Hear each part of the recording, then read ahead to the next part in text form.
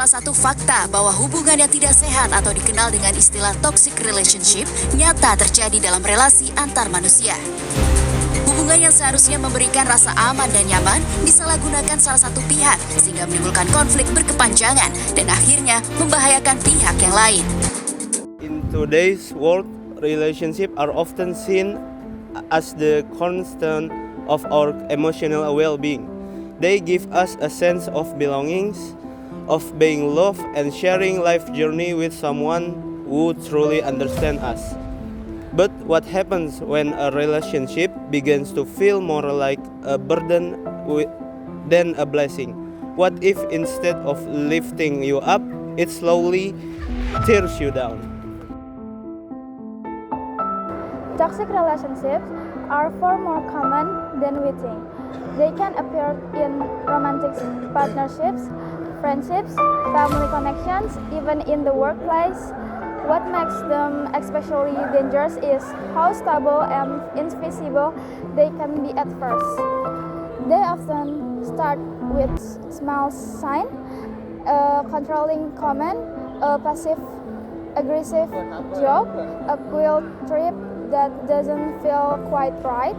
Even time, this behavior can evolve into emotional manipulation, gaslighting, isolation, and even psychological abuse.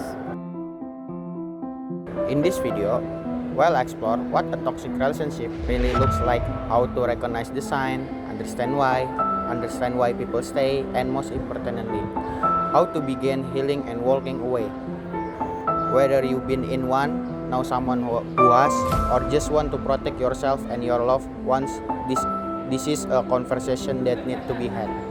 Because love should never hurt, respect should never feel like a privilege, and absolutely no one deserves to feel small in the name of love. Hello everyone, my name is Farid Ahmad Radityo. Today we will talk about relationship with Ray Faize. In your opinion, what are the main characteristics of relationship that can be characterized as toxic? From my perspective, it is that a toxic relationship is usually marked by a lack of mutual respect. So when the other person doesn't care about you. Why do you think someone might stay in unhealthy relationship? I think because a lot of people stay because of fear of being alone. You start feeling that the relationship was no longer healthy. A lot of people stay because of fear, like fear of being alone and fear of starting over, or even fear of retaliation. Some may stay because of they believe that the other person will change. What kind of behavior did you experience? It became clear when I started feeling more and more anxious than happy. I began to second guess myself constantly, and I noticed that I was changing, not in a good way. How did the toxic relationship affect your mental and physical health? It took a big toll. You know what I'm saying? Like, I developed anxiety and had trouble sleeping. I lost a lot of weight because I was constantly stressed emotionally. I felt isolated and worthless. How did you recover from the trauma caused by the toxic relationship? The first step was I was admitting that I needed to leave and that I deserve someone better. I reached out to close friends and started a therapy. What would you like to say to others? You're not crazy and you're not alone. If something feels wrong, you got lots of friends that you can talk to. What are the main characteristics of a toxic relationship? A toxic relationship is characterized by a lack of mutual support, the inability to be oneself, viewing friends as an unhealthy competition, and feeling unsupportive of a partner's success. Why do you think someone can stay in an unhealthy relationship? Because they fear being ostracized and are in denial about the reality of the relationship. When did you start to feel that this relationship was unhealthy? When the relationship began to limit and hinder my personal growth and potential.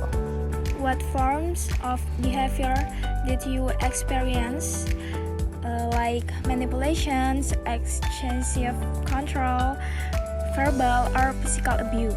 I experienced excessive control, my personal space was restricted, and I had to inform them about everything I did. How did the toxic relationship affect your mental and physical health? It had a significant impact. Their dominating presence was mentally oppressive and led to feelings of anxiety. How did you recover from the trauma of the toxic relationship? I made peace with myself and become someone who could make decisions bravely. After that, I cut off all social media connection and distanced myself from them in real life. What are you hope for people who are trapped in this toxic relationship? Don't be afraid to make the decision to distance yourself from toxic individuals. Once you're free from them, you will feel liberated. Living a toxic relationship is never easy. It takes courage, support, and sometimes even a breaking point. But remember this, walking away isn't a sign of weakness.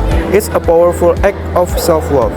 If you or someone you know is stuck in a toxic situation, know that help is out there. You are not alone. You are not to blame. And you deserve peace, respect, and love. That doesn't hurt. Let's keep the conversation going. Let's break the silence. And let's choose healing over harm every time. Thank you for watching. Take care of your heart and never forget your heart. Guys, remember, if you're in a unhealthy relationship or toxic relationship, just go single, man.